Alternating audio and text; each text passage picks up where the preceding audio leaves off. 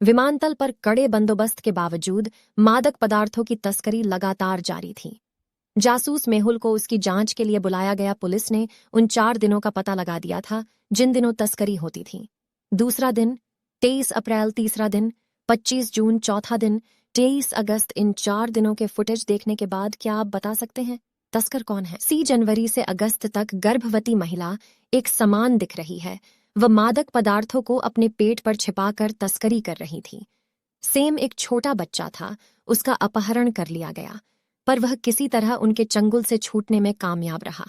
वह बहुत डरा हुआ था और अपने अपहरण के बारे में किसी से कुछ कहने की स्थिति में नहीं था। जासूस मेहुल ने सेम से अपनी कुछ जानकारी निकालने की कोशिश की, पर सेम एकदम चुपचाप था।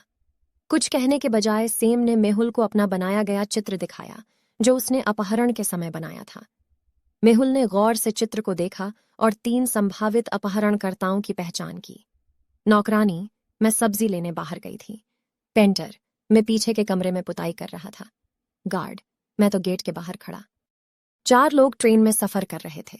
ट्रेन बहुत खूबसूरत पहाड़ों और जंगलों के बीच से जा रही थी। उसी बीच ट्रेन एक टनल से गुजरती है और डिब्बे में घुप अंधेरा हो जाता है। जब ट्रेन टनल से बाहर निकलती है तो पता चलता है कि जैसी का ब्रांच गायब हो जाता है। नैन्सी अपने आसपास बैठे लोगों से पूछताछ करती है। जो, मैं तो काफी पी रहा था।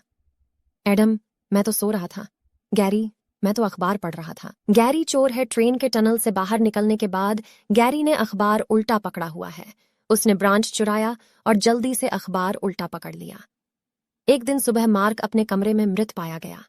उसकी पत्नी ने तुरंत जासूस मेहुल को बुलाया। मेहुल तुरंत घटनास्थल पर पहुंचा और मार्क की पत्नी से पूछताछ की।